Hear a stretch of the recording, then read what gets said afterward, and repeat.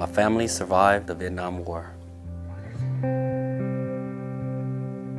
They survived the Khmer Rouge. I was brought to America as a baby, and I grew up in the streets of Oakland. And now, the United States government wants to deport me to Cambodia, a country I never known.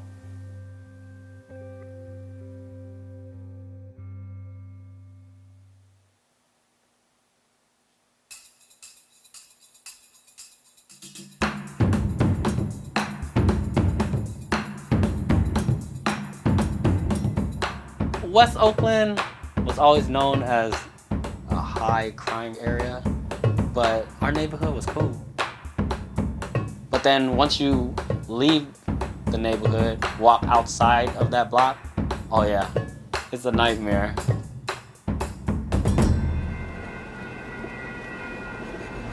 So right here is my junior high, Roosevelt. We call it Roosevelt because there's roaches like bigger than your thumb. From junior high to high school, I always went to school with gangs.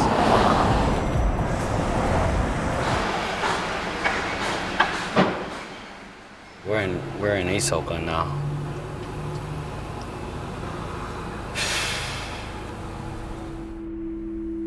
It was tough growing up, especially in East Oakland. These streets will eat you up, chew you and spit you back out. All right, so we're walking up to the apartment where I stayed at for most of my younger years. The place was small, it's a one-bedroom. Basically, my parents slept out in the living room, and me and my sister slept in the bedroom. We didn't have much. You know, we came from nothing, really. Our dad was the only one that was working. My mom was going to school, so you know, we were just trying to make ends meet. Me and my sister always played alongside this wooden fence in the rock area. Yeah, it was some some really good memories.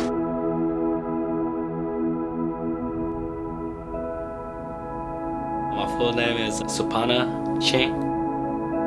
My friends call me Soup. I had that name with me since kindergarten. My teacher gave it to me. She didn't know how to pronounce my first name at all, so she gave me that nickname for short.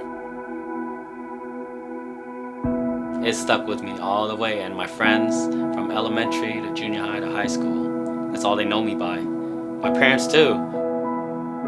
When people call my house, they ask for Soup. Supanya, that means smart and clever. Yeah, that's the part of the name. He's smart. When he's a young boy, he's so smart. I thought he will be a good mechanic, because he's always underneath the car. This one we trip to LA. Soup probably is about between maybe 6, yeah, somewhere in there.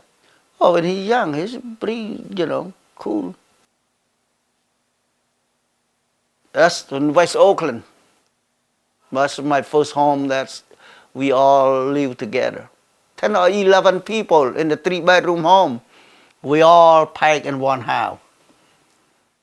I came to United States in the late 1981. I'm born in Battambang City, Cambodia.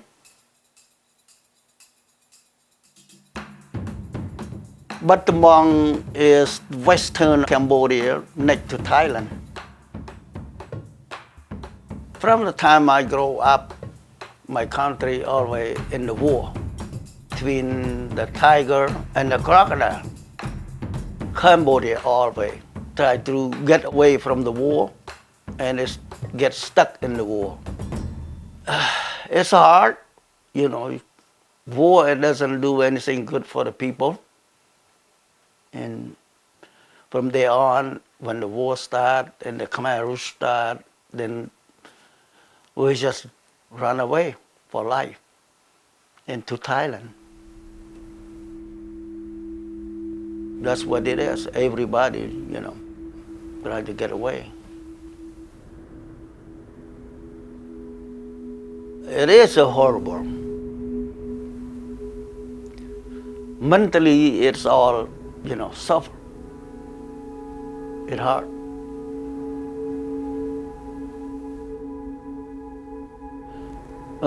First, we ran to the Cambodian-Thai border. Then after that, then with the refugee program, and then we go to Thai. It's my wife and Supana.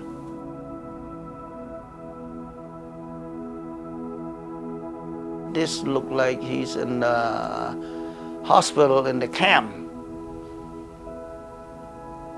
That in Kawidang clinic.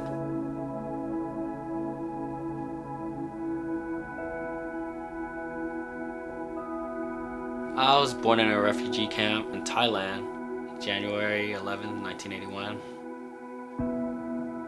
Came to America November 23rd, 1981. I was only a few months old.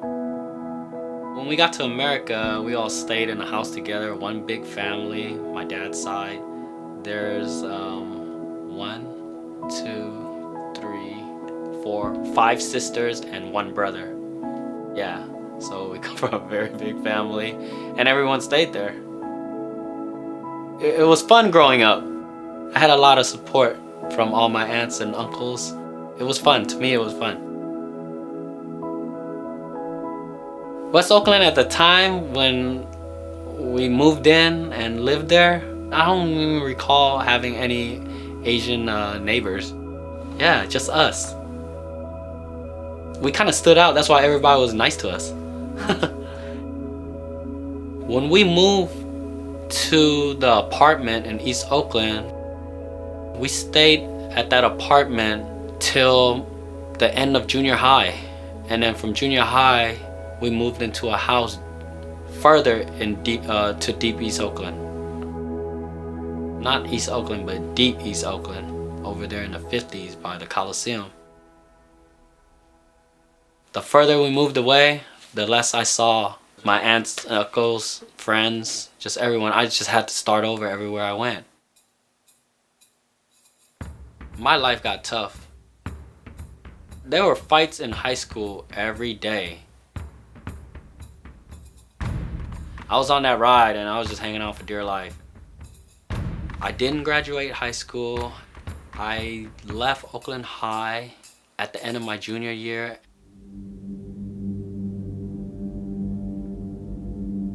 My family didn't know I was in a lot of trouble.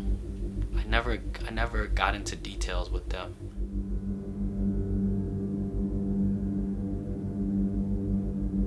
All they probably thought it was just smoking and drinking, but they didn't know I was really into drugs and stuff.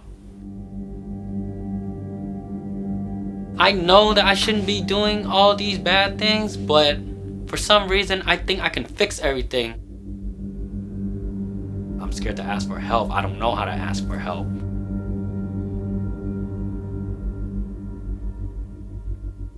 One night we went out. I was in Oakland eating at a restaurant. Somebody called me and told me to meet them in Alameda. Told my friend, hey, let me borrow your car. I went to the gas station to meet up with my friend, and he wasn't there. I left the gas station right before I got to the end of the block. They cut me off. I couldn't go nowhere. That was it.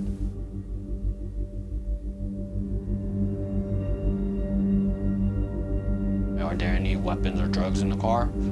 The officer asked me, and I was like, no. Top of my head, I'm telling myself, like, this ain't my car, man. I'm not even sure, you know? They searched it. They found, like, a lot of drugs. A lot of drugs.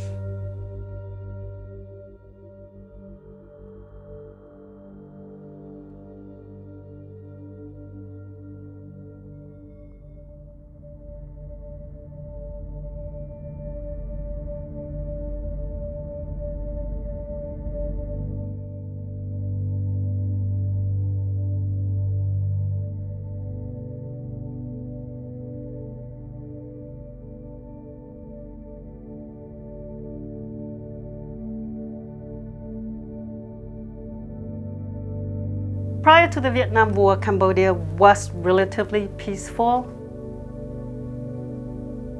During the Vietnam War, things sort of fell apart.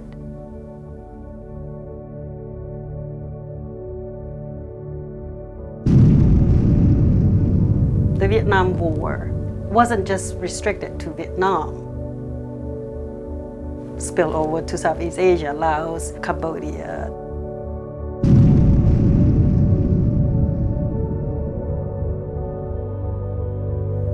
Cambodia wanted to remain neutral, but the US wasn't happy with that because it needs space to conduct war in Vietnam.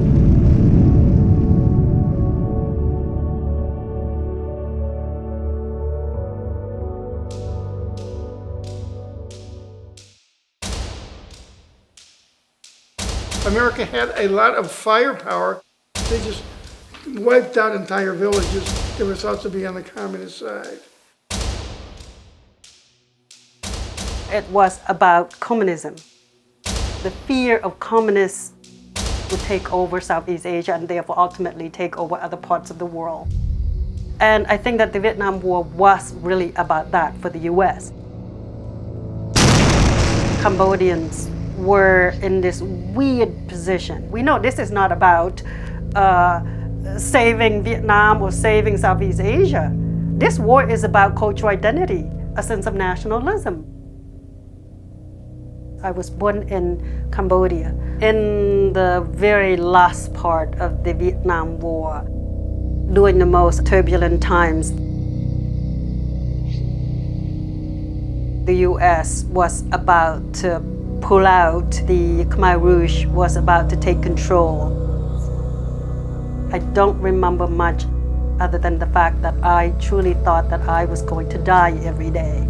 Just constant bomb explosions and guns went off.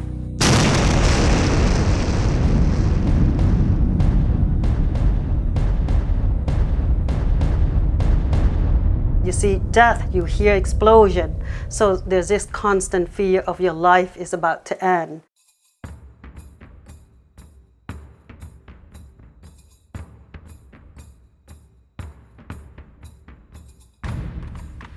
There's a vacuum, and they basically come in and take advantage of the opportunity. Before the Americans were forced to leave Saigon on April 30th, 1975, the victorious Khmer Rouge marched into Phnom Penh, the capital of Cambodia. And everybody was just so grateful that this war was over. They were greeted with applause and flowers, and everybody was hopeful for a new, peaceful day in Cambodia. And it didn't turn out that way.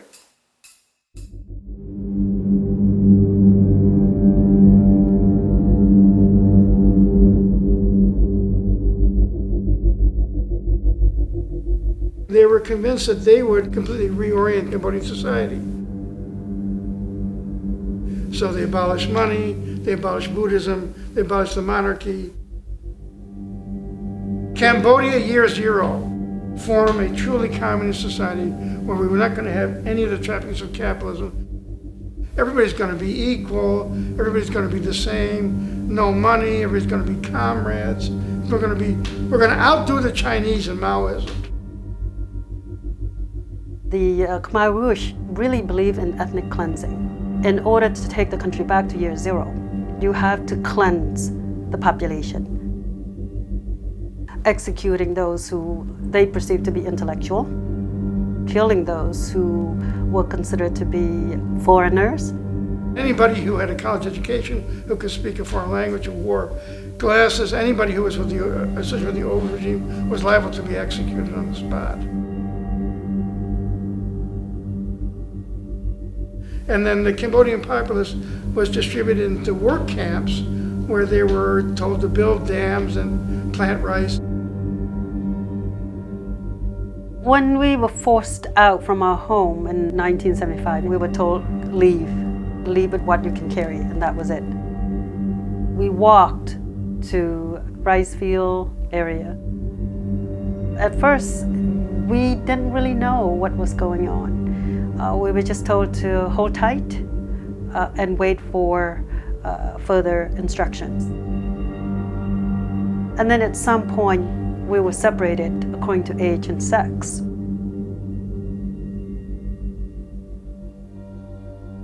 I was told to basically go with an adult. My grandma, meaning girl's mother or girl's leader. I'm doing a literal translation here. Essentially, it's a girl camp leader. I didn't know where my mother was. I didn't know where my sister was. I didn't know where my two brothers were. And I just remember being scared.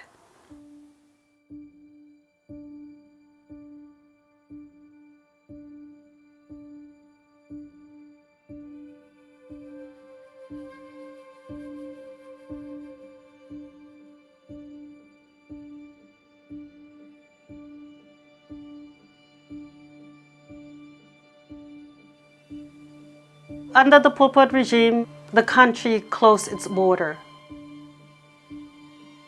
Cambodia was essentially in the dark. Totally shut down. Totally shut down. We in the States knew nothing about the Khmer Rouge.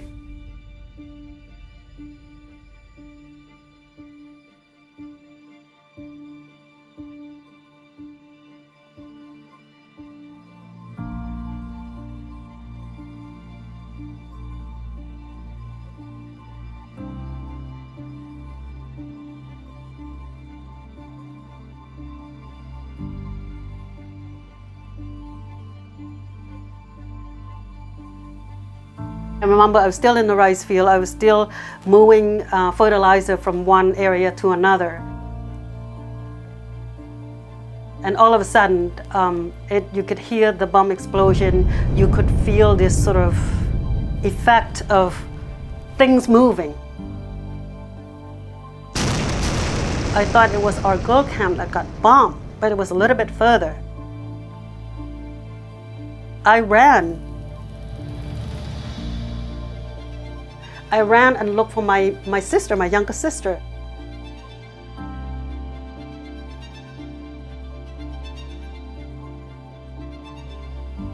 I found my mother. We walked back toward the direction of our home. We found my older sister, and then we just continued walking. And at some point, my brothers returned home.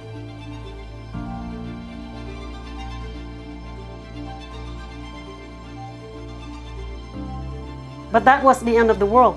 Nothing worked. There was nothing left. There was no hospital. There was no school. I remember some of my sisters said, you know, if we stay, we die. But if we go, we live. So my mom said, well, let's just go. We're just going to go. We just kept going, running. All of us were together. We just kept running. Through that entire time from 1978, when Vietnam invaded Cambodia, to late 1979, it felt like we were just following people. And the people we follow, I'm sure they didn't know where they were going, but all of us were following each other.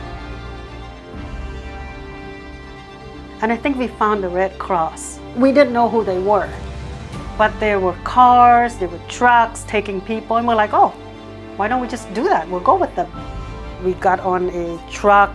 The next thing you knew, we ended up in Cambodian refugee camp.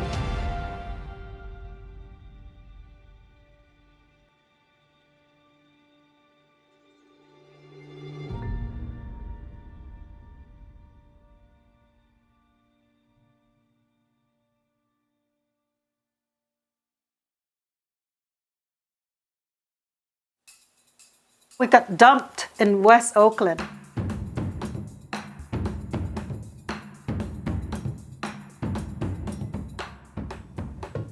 The house that they rented for us, I think the landlord, I don't think he actually speaks English. And none of us speaks English. So that was an interesting experience. Between 1975 and 1993, the United States admitted about 1.5 million refugees from Southeast Asia. The new wave of refugees that came in the late 70s and early 80s were tribals, Hmong, Mien, Lahu, Khmu, mostly from Laos, or peasant villagers from remote areas of Laos, Cambodia, and Vietnam. I saw them arrive at the airport with their agricultural tools because they thought they were going to just take up the same kind of life that they'd had back home. People who were wholly unprepared to adapt to life in urban America, and they were put into communities that were crime-ridden, that had the poorest schools, and where the social workers and most of the teachers had no idea where they were coming from, who they were, or where they could be going in the future. There wasn't a lot of thought or resources put into helping Cambodian refugees assimilate or integrate into U.S. Culture and society. And they were also resettled in neighborhoods across the U.S. where really no one else wanted to live. Neighborhoods with really high rates of poverty, high rates of unemployment, failing schools, high rates of gang violence. West Oakland in the 80s, you see drugs, you see gun violence. I remember the first gun went off. We thought we were back to places we just left.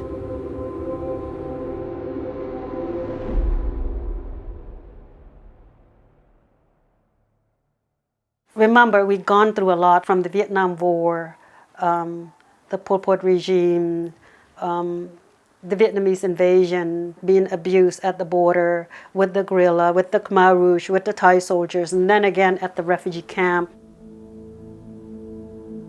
I'm telling you, the Cambodians suffered more than probably any other group. They had seen their country destroyed, they had seen their families ripped asunder, they had seen their agriculture just completely devastated. By then, I was almost 10 years old. And I remember feeling somewhat safe, that we perhaps might be okay. And that was a false hope, because when we landed in the San Francisco airport, a dump in West Oakland, that sense of feeling safe, that disappeared quite quickly. You know, there are studies that upwards of 90% of Cambodian refugees reported experiencing violence in their first year in the U.S. I got beat up many times. And this is after surviving horrific violence in the refugee camps and the labor camps in the Khmer Rouge. One of my best friends got beat up almost every day. There were a host of challenges related to poverty, being resettled in these neighborhoods which didn't have resources, neighborhoods which had schools which were underfunded, and then later the same neighborhoods were targeted for mass incarceration by police and DAs.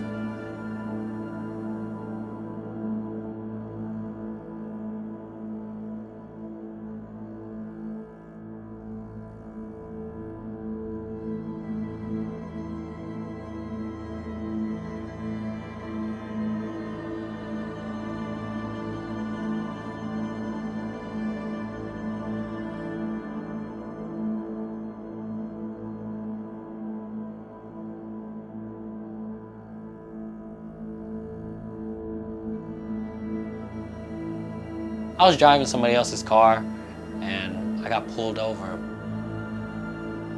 I didn't know that I had weight in the car.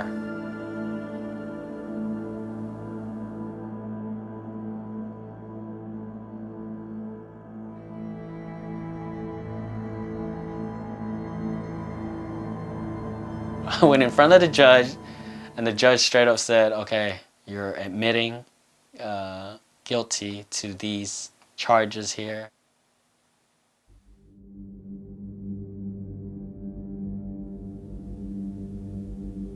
Going to prison, it was, man, it was scary.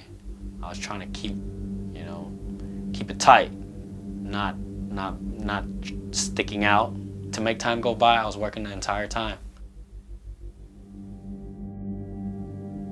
My life has always been a roller coaster ride, and prison was just another turn for me. It was an experience. It was a life-changing experience. I'd rather have learned it from the outside, from someone telling me, instead of having to experience it for myself. I wish that upon no one.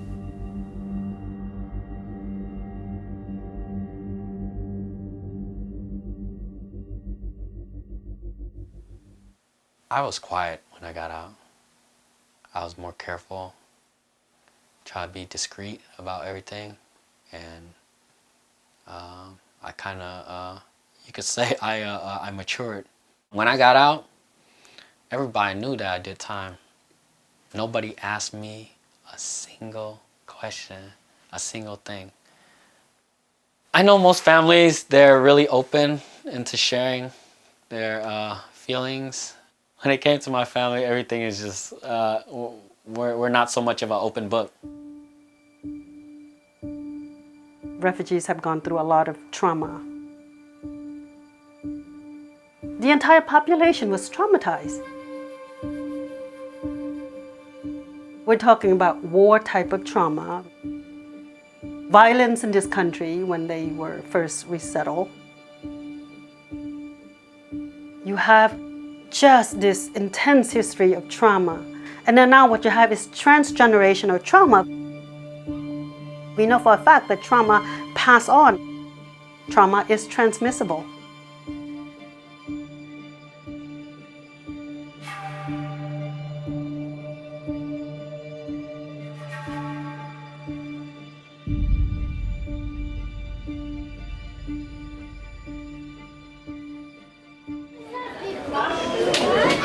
Happy birthday to you. Happy birthday to you. Happy birthday, dear Caleb. Happy birthday to you. Make a wish. Caleb, he's cool. He's fun. He reminds me of myself when I was a little one growing up. Talkative, playful. He was born May 14th, 2012. I think it was like 2009, 2010 is when I met Sherry. We hit it off.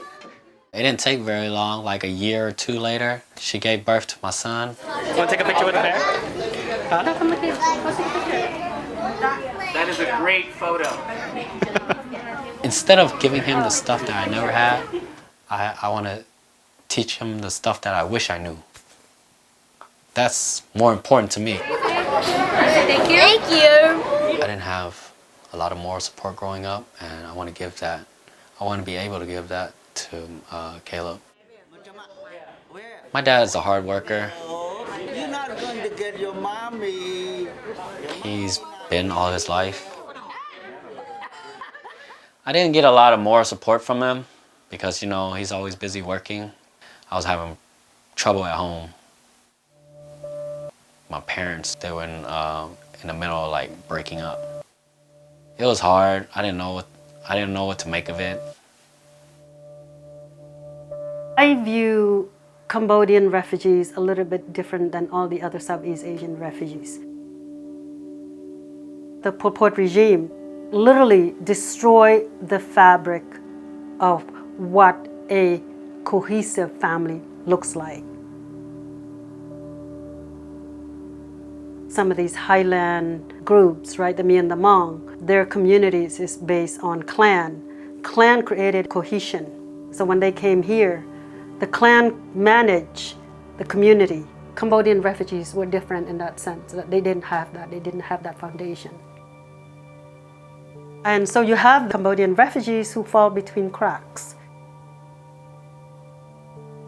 They got caught up in the system because they live in poor urban community, get caught up in crimes, drugs.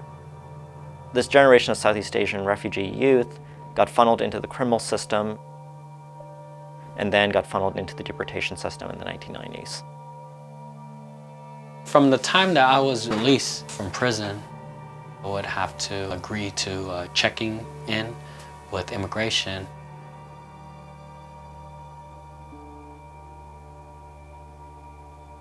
So I was going there for over a decade. Out of the blue, the guy pulls me to the side, like nobody ever comes out of that room. He came out of the room, pulled me to the side, had me fill out some forms, and then start talking about my country and deportation. The deportation system is really tied in and impossible to separate from the rest of our incarceration system in the U.S. Immigration Customs Enforcement, Department of Homeland Security isn't a separate system from our criminal system. The two are really closely intertwined at every stage. I didn't know that later on in life that the transportation charge was going to affect my immigration status, that I was deportable for it. They first started creating this idea of aggravated felonies. That there are some criminal convictions for which it doesn't matter if you have a green card, it doesn't matter how long you've lived here, that you should be deported, no questions asked. And it started off as a fairly small set of offenses, and then throughout the 1990s got bigger and bigger and bigger. Selling a small amount of marijuana, $10 worth, is considered an aggravated felony, results in mandatory detention and mandatory deportation. So the immigration consequences are really harsh. I wasn't even born in Cambodia. I was born in Thailand in a refugee camp, but they're sending me back to Cambodia.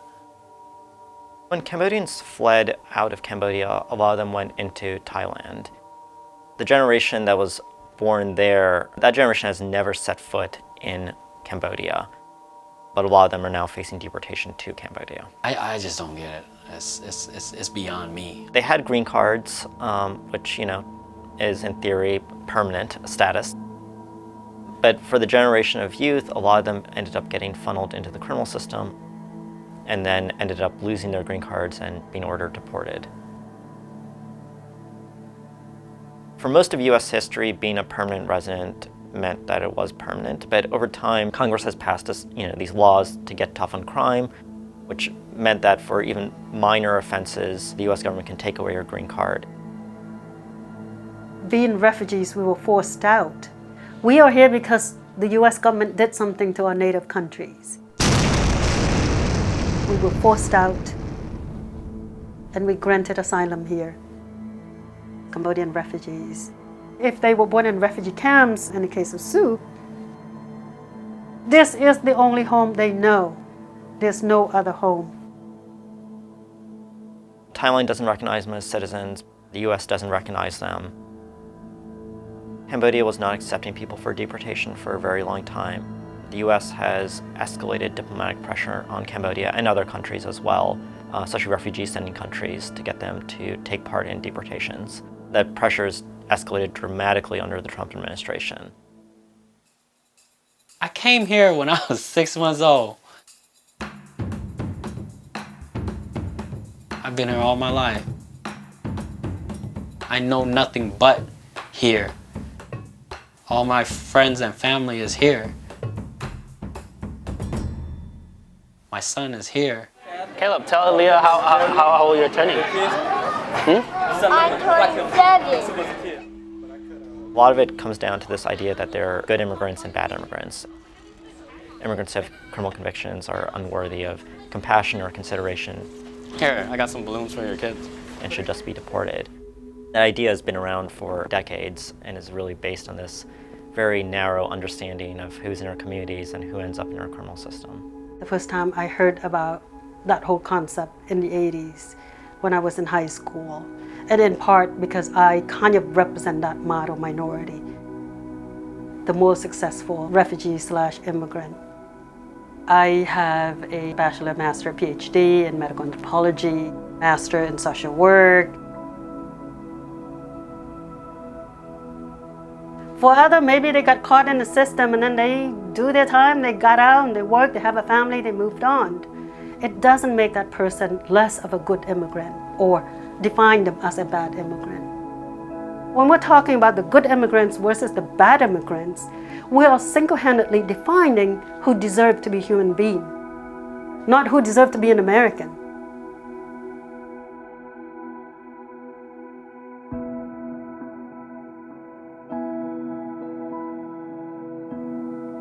The US tends to target immigrants with criminal convictions and particularly demonize them. There's very little appetite anywhere in the political spectrum to advocate for immigrants with criminal convictions. I think it forces some really hard questions about the story that America tells itself about what it is.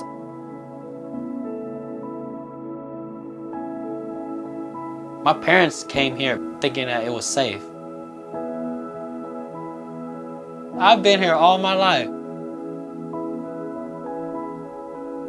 Home is always going to be Oakland, California. To me, Oakland, California is home. I don't want to be separated from my son, my family, nobody. nobody that I love.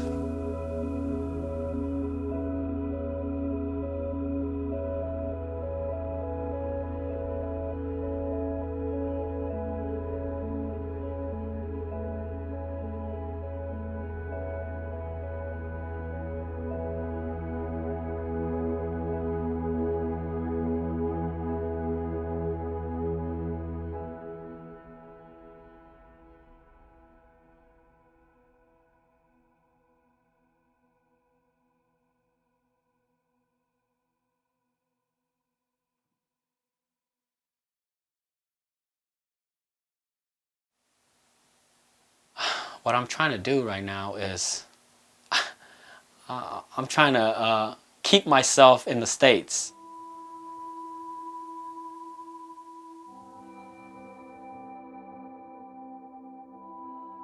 It always seemed impossible to fight these deportation cases, but we went from making it impossible to possible to probable. A lot of people have been able to go back into criminal court and get rid of the conviction that led to their deportation order. Progress is looking good right now. We just have one more step to getting that final order off the table.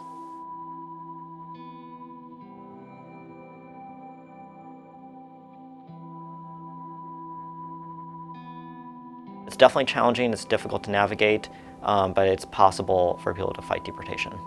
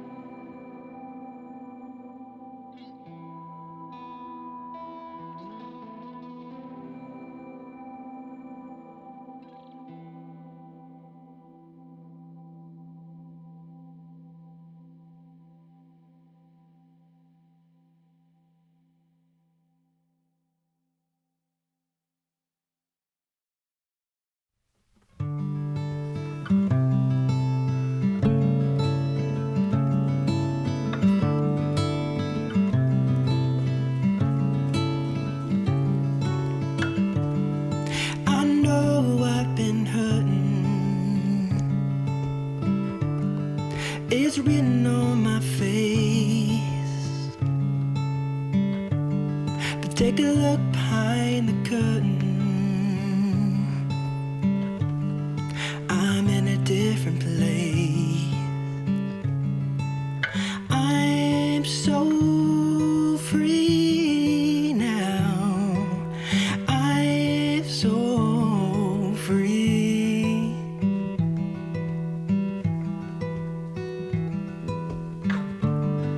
Made way for redemption, uncovered all my shame, made way for resistance. All pleasure is pain. I'm so free now. I'm so free now. I'm so free now. I'm so free now.